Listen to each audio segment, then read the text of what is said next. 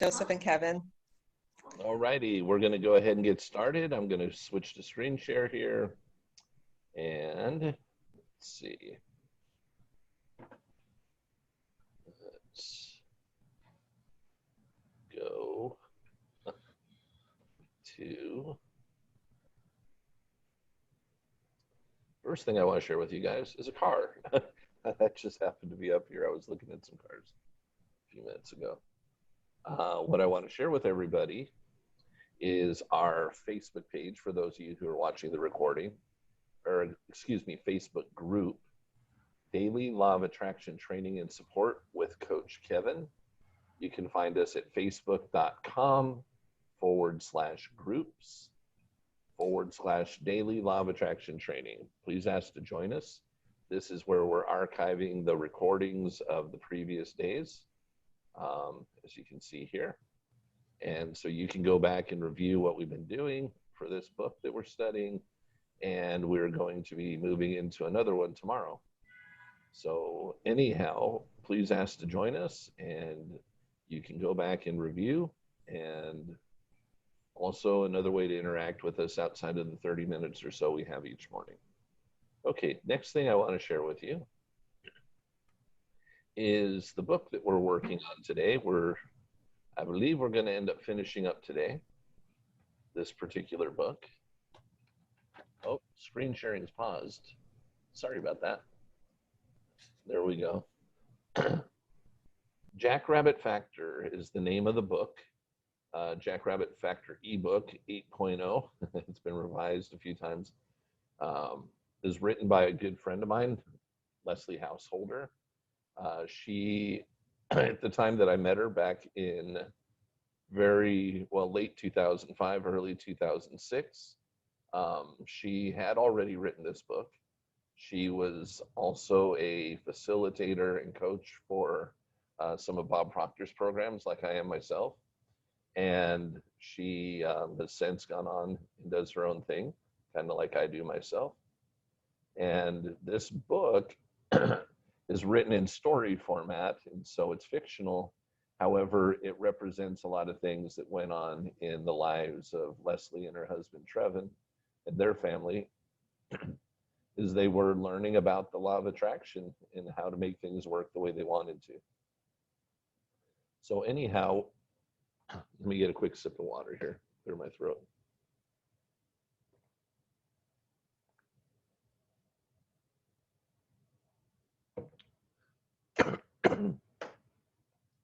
So, excuse me.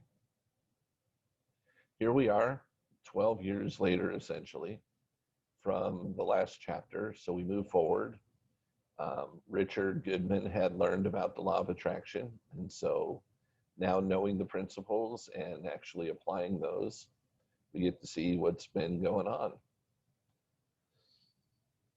So did you get the English project done for Mrs. Bear? This is almost 12 years later. Did you get the English project done for Mrs. Bear? And remember that Richard Goodman and Felicity Goodman also had, at the time, it was about a 4-year-old son named Matthew. Okay. Are you kidding? She'd have my head if I didn't. I've got it right here, ready to go. What about you? Moaning, the young man replied, oh, I wish. Still have a couple things to do, but plan on throwing it together at lunchtime. Oh, Kyle, you can't miss lunch. Matt's 16. Don't you want to see what kind of wheels his rich daddy gave him? He'll probably take us off campus to get something from Lumpy's lunch. Come on. The young man who didn't finish his project was disappointed to miss out. Oh, that stinks. Sighing, he said, no, I need an A on this one. Your loss. I bet it's a BMW. No, I bet it's a Lamborghini. Can you imagine the heads that'll turn when we go cruising with Matt? I bet Jenna would give you a second glance. You sure you can't turn in the project tomorrow? There's no way, Josh. No can do. Your loss. Just then a vibration rattled the ground, and the young men felt it come up through their feet. With wide eyes, they looked at each other and then turned around to see an old beater truck coming their way in obvious need of a muffler. In fact, As it jiggled side to side on its approach toward them, the boys could see that the dilapidated gray and rust truck had been in a wreck, and one fender was barely held on with a wire wrap. Heads did turn, including Jenna's. She was walking from her outdoor locker, headed toward the main building on the campus, when she saw the jalopy rattle into the parking lot and approach the boys who were leaning against an old Volkswagen. The truck pulled in right next to the VW, and Matt kicked the door open from the inside and climbed out. Hi, guys. The boys were speechless. Kyle caught a glimpse of Jenna with a look of disgust on her face as she quickly turned away, hoping to avoid eye contact with them. Matt took a deep breath and exhaled slowly. Gotta go. Class is about to start. Matt slammed the door shut and began to head for the main building. The other two boys looked at each other questioningly and then jogged ahead to catch up with Matt. Matt, what's going on? What was that? Matt didn't look at his friend. What's what, Kyle? The truck. Where'd it come from? Why'd you come to school in that thing? That's my new car, Kyle. I used to get to school. I use it to get to school. Have you got a problem with that? Josh piped in with a chuckle. That's no new car, Matt. Yeah, Matt, where's the wheels? What are you saying, Josh? Glancing at Kyle, Josh paused and then cautiously replied, Matt, you're 16. Your dad's loaded. Where's the car? We expected something more along the lines of BMW or Lamborghini. Kyle interjected. Matt stopped abruptly and turned to face Kyle and Josh straight on. Look, guys, my dad's rich. I'm not. With that, he glanced up at the big round clock on the wall above the junior class bulletin board and said, I've got to go. Later, guys. As Matt jogged ahead, disappearing into the crowds, the two boys shook their heads. What's Jenna going to think now, Kyle whined. Forget it, Kyle. You just need to get your own wheels. And if you want to turn her head, If Matt had brought a new car, she probably would have fallen for him instead of you anyway. Dad, I don't think I can take it. Everyone just glared at me today. They're kids whose folks are out of work that have nicer cars than me. Are you trying to outdo them? Do you think you deserve better than them? No, it's not that, Dad. It's just that, I don't know. It just isn't fair. When you can afford a nice car, you can get yourself a nice car. What's so unfair about that? You always make things so difficult. Seems like everyone else is just given a car when they're 16. A car with paint. Rich chuckled emphatically.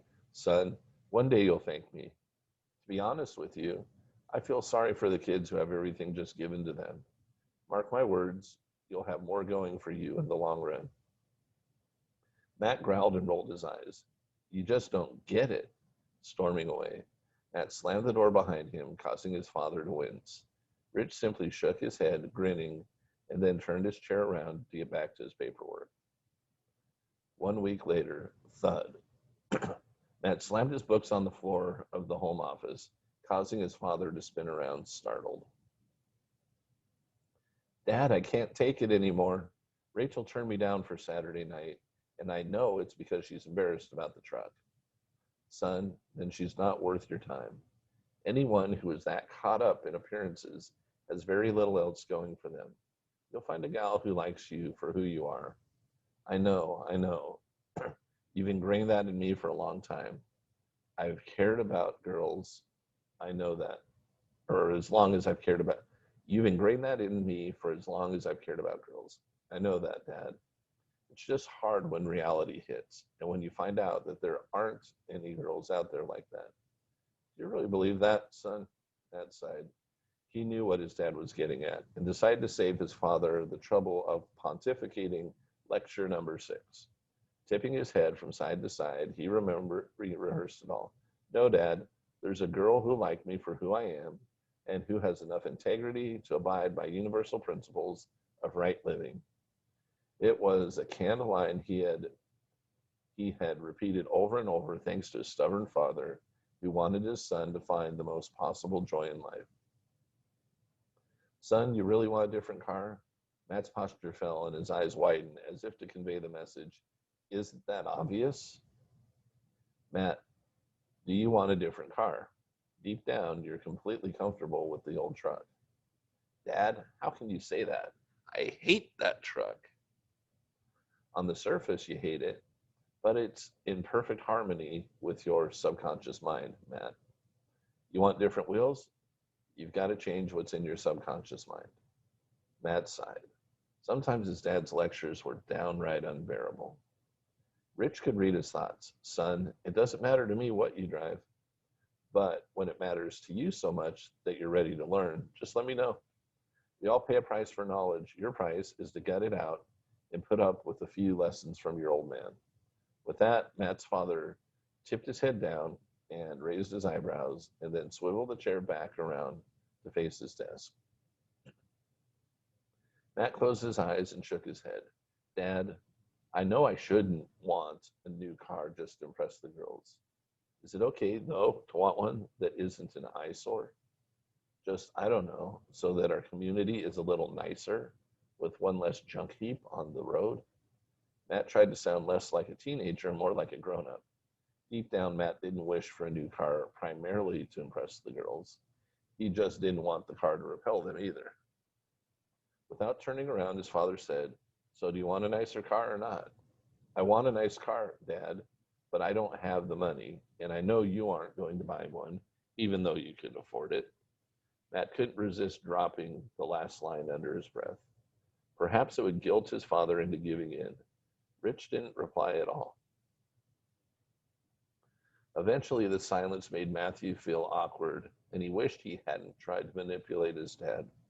He knew better. His father was extremely principled, which made it impossible to persuade him against his standards. Pushing his father only left Matt feeling uncomfortable. Matt relaxed his posture and shook his head. I'm sorry, Dad. Will you just tell me how you think I'm supposed to get myself a nice car when I can only work part-time at minimum wage? Turning in his chair, his father replied, I have no idea. That's a question only you'll be able to answer. I can't be the one to tell you where to jump in order to catch your rabbit. Only you will know that once you spot it. You're the only one who will know which way the rabbit leads you. The rabbit analogy was not a new one to Matt. He'd heard it all his life, but until now he never really felt the need to understand it. After spending the better part of an hour rehearsing the analogy and reviewing certain sections in Richard's book called The Jackrabbit Factor, Matt decided he'd better write his goal down. Once you get it on paper, bring it to me and I'll check to make sure you've worded it properly. Matt disappeared into his room for 5 whole minutes. Then he returned. He showed his father a statement which read, I will have a nice car next week. Rich looked at it and tried to hide his dissatisfaction. Do you believe this is true? No, but you said before to write it down, even if it's unbelievable. Quietly, Rich mumbled, This isn't quite right. Louder, he said, Let me ask you something. If you already had a way, how long do you think it would take to get the car? If I had a way, oh, I don't know. That depends on how good the way it was. How good of a way it is depends on how good of a way it needs to be in order to reach the goal. Goal first, way second, not the other way around. The way only shows up after you set the goal. If you never set the goal, you have no need for the way. Then how do I decide on the when? Well, when you do want the car, when do you want the car? Yesterday. Matt was aggravated.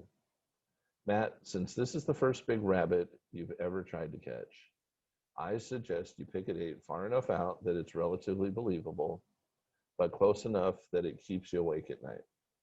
Oh, I don't know, maybe 3 months. That could be good. Pick a day. Matt paused, but finally moaned, I don't want to have to wait 3 months, Dad. Son, sometimes waiting can be excruciating, but once I've helped you set the goal properly, You'll be just as excited as the day it'll be yours, and nothing anyone can say will get to you. You'll be locked on the dream, and you'll enjoy the journey.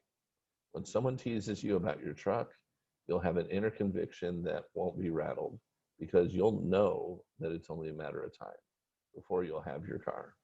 Trust me, when you're chasing a rabbit, you don't have time to hear what people on the path are saying about you. Matt's defiant attitude had completely melted away, and he meekly listened to his father's counsel. Deep down, he truly respected his dad. His father was well thought of in the community and at church, and Matt was proud of that. Life at school among his peers was rough, though. It wasn't easy to disregard the taunting at school. Still, all he had to do was look at the kind of life enjoyed by his dad, then compare it with the lives of his friends' parents. By doing so, he was smart enough to know from whom he should receive counsel. Now his father continued, go write the goal again, this time with a specific date at the top. And while you're at it, add some detail in the description of the car you want. Later, Matt returned with April 14th, and then the year, I will have a new shiny black convertible. His father looked it over and said, good, that's a little more than 3 months away from now. Only there's a problem. What's that? According to this goal, in 3 months, you'll still be driving your truck. What do you mean? It says I'll have a convertible. It says you will have a convertible. That word insinuates that the convertible is still in your future. So in 3 months, you're no closer to having it than you are now.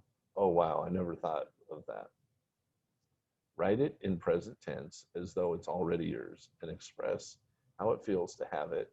And it could use a little more detail too. Why?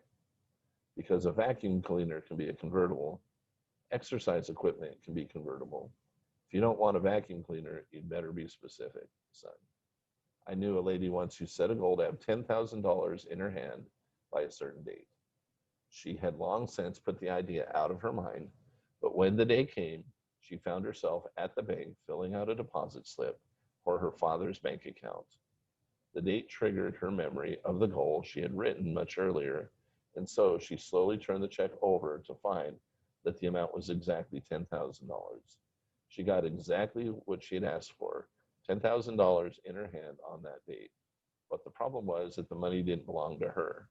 She was making a deposit for her father. She hadn't been specific enough when she committed her goal to paper. Is that a true story? That story is absolutely true. The woman's name was Camille. Why do we have to be so specific? If what we want comes to us from the universe somehow, isn't God smart enough to know what we want and get it right without all the fuss of us writing it down perfectly? Of course, he already knows what we want, but we were told to ask for it. I believe that we often get what we ask for, even if it isn't what we meant, simply to teach us a lesson about how much control we really have over the kind of life we live. How specific we want to be is entirely up to us. What if I say it this way? April 14th, I now have a shiny black convertible Mustang and it feels great. That's closer, but needs more description, more feeling. You sound like Mrs. Bear now, my English teacher. Come on, make it real. How about April 14th, the year? I'm so excited now that I have a shiny black convertible Mustang that is less than 5 years old. It is so much fun to go cruising with my friends, and I don't have to be embarrassed about it looking hideous. Okay, that's better. But since our subconscious mind takes entire sentences and registers each word rather than complete phrases, that goal would program your subconscious mind to help you find a hideous and embarrassing shiny black convertible Mustang that's 5 years old. Matt sighed. His dad was being just like Miss Bear, so picky and hard to please. Son, to help you understand this, let's talk about the people that try to lose weight. So long as they're focused on losing weight, they're setting themselves up for failure. Why? Because when our subconscious mind hears that we have lost something, it automatically kicks into gear in an effort to help us find what we have lost. When it hears the word weight, it automatically associates the term with synonyms such as heaviness or paperweight or weights and measures. So to set a goal to lose weight, a person is actually programming their subconscious mind to find heaviness. So what should they do instead? They should write a date and then express how grateful they are now that they have a healthy, energetic, slender body. Nice. And they should spend more time looking at slim pictures of themselves than they do at looking at themselves in the mirror. Doing so will help their subconscious mind eventually be in harmony with the results they seek, and the results will come more naturally and more permanently. Looking in the mirror all the time and checking the scale every day only reinforces the heavy image they are trying to overcome. It wouldn't do any harm to manipulate the display on the scale to show the number they want. So doing so could actually help their subconscious mind believe it's true and automatically help them desire the proper diet. Oh, here we go. Important, important, important. And automatically help them desire the proper diet or lead them to the right so-called weight loss program. Makes sense, I guess. Same thing goes for getting out of debt. People need to quit setting goals for getting out of debt because they are programming their mind to focus on debt. Doing so will only attract a constant supply of debt into their life. Not only that, but they'd be training their subconscious mind to constantly pay down debts. Do you know what that means? When their bills are finally paid off, their subconscious mind will panic. No debts to pay, but a well-established order to pay off debts. To solve this problem, it will automatically lead the person to create more debt. Matt's mind was drifting. Since dealing with debts wasn't something with which he was personally familiar, his father nevertheless continued, as if lost in the memory of previous conversations he had had with people who often sought his advice. Instead of a debt-ridden person needs to create a gratitude statement like, I'm so happy and grateful that I keep my financial promises on time and that I am independently wealthy. It feels absolutely empowering now that I hold the title to my car and the deed to my home. I feel so free now that my bank account always has at least X amount of money in it. Rich paused. He was obviously contemplative, as if attempting to fine-tune his philosophy on the matter. Politely, Matt humored his father and said, remind me all about that when it's news I can use, Dad. Snapping back to the issue at hand, Rich obliged. You, Matt, you're subconsciously in harmony with the old truck. If you want to own a nice car, you have to switch the self-image you have deep inside your subconscious mind. You do that by writing your goal properly and reading it often enough that you can actually feel how it'll be when it's yours. See, your subconscious mind accepts anything we give it as truth. Then it kicks things into gear to make sure that what it believes to be true is your reality. How does an idea reach your subconscious mind? Through emotion. Every day you feel emotionally upset about having an ugly truck. Your subconscious mind is being reinforced with the truth that you own an ugly truck. My truth is that I own an ugly truck because I let myself feel emotional about it. That's right. If you want to change your truth, you must have a stronger emotion about a replacement idea, such as I feel absolutely ecstatic that I now own a nice shiny Mustang, and so forth. If you can genuinely feel how you expect to feel, you're essentially handing your subconscious mind a new truth. Do it enough, and it will literally drown out the old, undesirable programming. You will put yourself in tune with the new circumstance you desire, and all that you need in order to see it through will be drawn to you.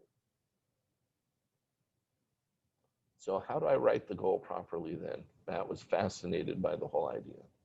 His father replied, let's say you write a goal like April 14th a year.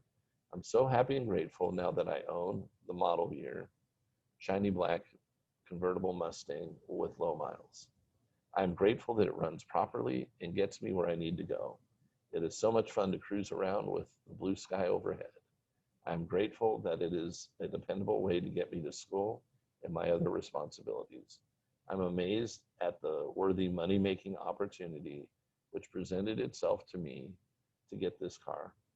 The Mustang was affordable and leaves me free financially to pursue other goals such as college.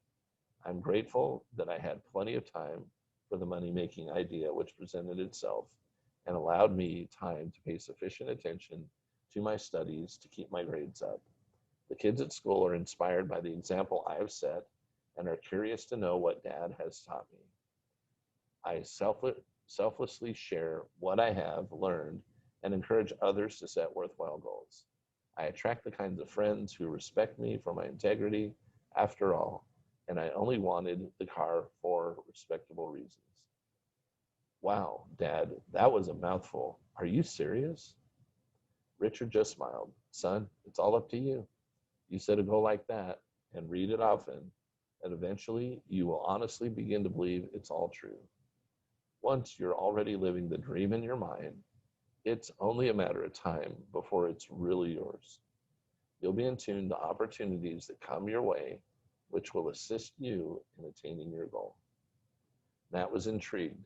He believed what his father was saying because his father had obviously practiced his theory successfully for years. And soon, Matthew's mind was racing with anticipation. Abruptly, he declared, I'll be in my room, Dad, thanks. He ran upstairs and pulled out a page from his notebook. Carefully and thoughtfully, he composed a statement which described how he felt about the car and life in general, or how he expected it to be 3 months in the future. After about 2 hours, he returned to his father's office, but his father wasn't there. Dad, where are you? I'm in the kitchen with your mother. His father called from another room. Matthew ran to the kitchen and slid to a stop on the polished floor, nearly falling over, but catching himself by grasping onto the granite countertop. Dad, I think I've got it. Look at this. Rich read the statement. It was nearly a whole page long, and it was obvious that Matt had scrutinized each word. You know how I can tell you've planted the dream seed properly, son? Felicity had just poured 3 tall glasses of iced lemonade and beamed with pride. How, Dad? Because you're genuinely excited about your new car. Look at him, honey. He can hardly stand still. Matthew was jittery. He couldn't wait to do something about finding a way now. Dad, that's my car. I'm getting a new car. I know, son. How are you going to do it? I don't know yet, but somewhere that car sits, just waiting for me to find it. And somewhere there are people who need me to do something for them, and they'll give me the money I need. I just know it. Dad, I'm going for a ride. We'll see where it leads me. Take my phone in case we need to find you, dear. Felicity reached in her purse and handed Matthew the tiny device. Son, don't be discouraged if you don't find something right away. Oh, Dad, I already know that. This trip today might only lead me to think of something else I should do instead tomorrow. It's all good. That's what you've always taught me. And son, if you feel fear or anxiety right before you act on a hunch related to achieving your goal, just know that it's simply your subconscious mind wrestling with 2 contradictory truths. It's trying to believe my car is an ugly truck and my car is a shiny black Mustang at the same time. The anxiety is only a sign that your new image has found its way solidly into your subconscious mind. It's simply a positive sign that you've done it. You've successfully planted the new idea in your subconscious, so take action anyway. Matt stopped just before disappearing out the door and said, Huh? He couldn't seem to concentrate on what his father just said. His mind was already miles down the road. Oh, never mind. We'll have that conversation soon enough, I'm sure. Okay, Dad. With that, he was gone. His parents smiled and gave each other a squeeze. This experience alone was worth all the agony of refusing to give him the world on a silver platter. Felicity confessed, I was wrong, Rich. I shouldn't have given you so much grief over what to do for his birthday. Oh, I can't blame you. It's so hard to do the right thing. Sometimes you're the one that sets me straight. I'm just grateful that we endured the hard times together and can now help each other remember to try to live according to principles. Hey guys, let's go off campus for lunch today. I like to swing by the used car lot down at the corner, Matt said as he approached his buddies near the lockers. What, and take your truck? Thanks, but no thanks. Besides, I heard Jenna's sticking around at lunchtime to work on some posters for student council. Kyle glanced over his shoulder in case he could spot her across the way. Josh jumped in.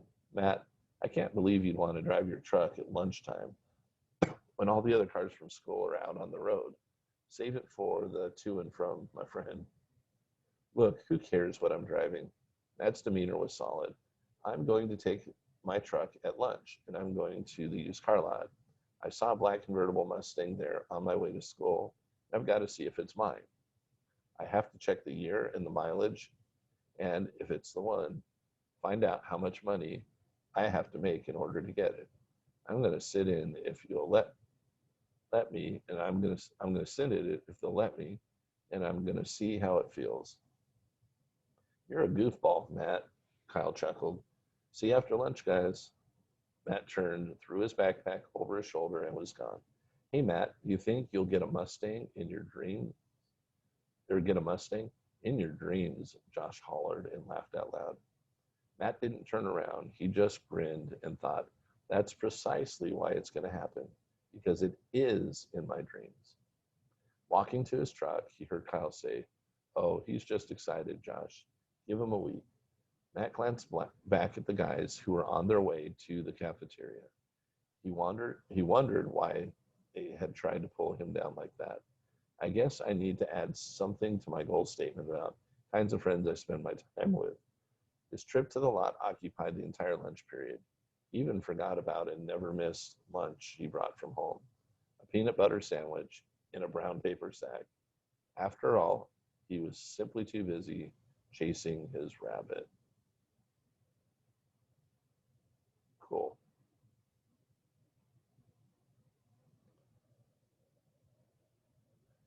So we're over by just a couple of minutes, but that is the end of the Jackrabbit factor. Any questions or comments?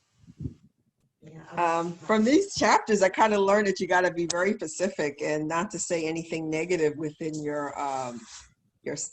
thought process. Like, Yeah. I don't want this, but I want this. So you have to kind of be very general, very specific, not general. Yeah. Or else you'll just attract everything. So. Uh-huh. So the subconscious mind has no sense of humor. Oh, it takes everything literally seriously. Like, Yeah. they don't distinguish what's good or bad, right? No. It's just. No, absolutely, you're correct. All our subconscious mind does is say, hey, look, what is normal for you? So what's normal for Crystal, which is what you're living right now? That's absolutely what's normal for you right now. And so when you're wanting to move out of that into something different, that's when the subconscious mind, goes to work against you until you're able to get both ideas in there. And then that's when you feel uncomfortable. At first you're excited, but you're uncomfortable when you actually move forward trying to do something about it. And that's where most people give up, because they're like, at first they're like, yeah, I feel good, God's going to help me. God, I asked, I prayed, and I feel good, so I know God's going to help me. And then all of a sudden, or not right instantly, but you're not taking any specific action yet. And then you get this idea that you should do something, and so you're about to do it, but it's not what it may be something out of the ordinary, or it just may be something that you're uncomfortable with or haven't done, and your subconscious mind is pushing. And if you don't if you don't go through that and step through the fear, because the fear is false evidence appearing real. If what we do is we go, oh, and I know a lot of people who do this, at first it's like, God wants me to do this. And then if it feels scary or anything later on, they're like, God must not want me to do this. No, that's not what's happening. What's happening is you got two ideas in opposition to each other. You go through it and take the action. And then what ends up happening is your subconscious mind sees that it didn't kill you or anything, and that you actually got what it was you wanted. And so now the next time you go through this, it'll cooperate with you more. And once you push through it, at least for that specific thing, you don't have to go through it for that thing again. But we do have to go through it for a lot of things. But if we have a new idea come to us that's not in opposition to what is normal for us right now, then the subconscious mind will just take it and run with it. And that's why you can ask for certain things and receive them without a whole lot of effort, because you don't have a program in your subconscious mind that's in opposition to what you want. So, hey, Joseph, a question? Hey there, Kevin. Thanks. It's very interesting, definitely. It looks like it was um,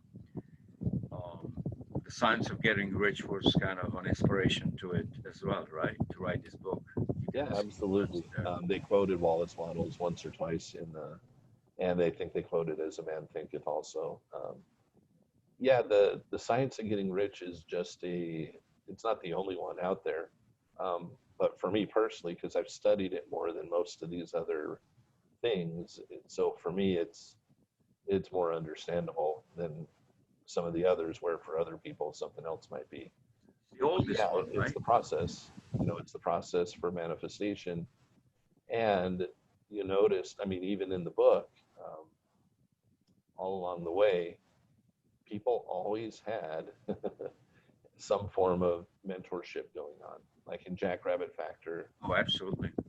yeah, they found someone, and for his first mentor, he had to give the guy a sandwich. The second mentor, he had to actually give the guy a whole rabbit.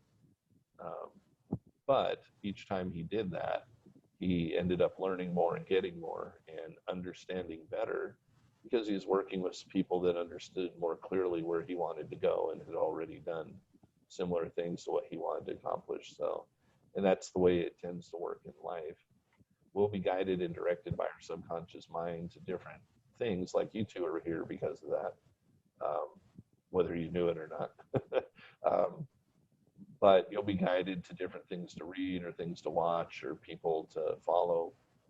However, at some point, you very likely are going to need to have a relationship with someone on not just a friendship level, but on a mentorship, coaching type level. It'll just get you through things more quickly and kind of more comfortably in a sense, because they're going to be able to tell you, hey, what you're going through is this and why, and remind you and help you through. It's too bad we can't coach ourselves. Get objective feedback. Yeah, we need someone. Every pro sport out there, or Olympian, every single one of these people have somebody out there that's helping them get better and to see further ahead than maybe they have because of experience. So, but this is a good book. We are now done with that. I haven't chosen the next one yet, but join tomorrow and you'll find out what it is. Appreciate that. We'll appreciate that. I'll have to go back and catch up with the last couple of days. Yeah. Are you in the Facebook group yet? I am, Okay, but cool. time is for me is just to be able to Sure. to be update and catching up with my correspondence is kind of tight. Gotcha. So, Okay. but definitely I'm in there already. Awesome. I watched a couple of past ones, and I'm gonna go catch up with them, and Cool. definitely want to read the book too. We much appreciate your kind effort to. Yeah, you're very welcome, both of you and everyone else who watches this video in the future. You're all welcome. Thank you again, Kevin. That's great. Look forward to the next one. Okie dokie. We'll see you guys tomorrow.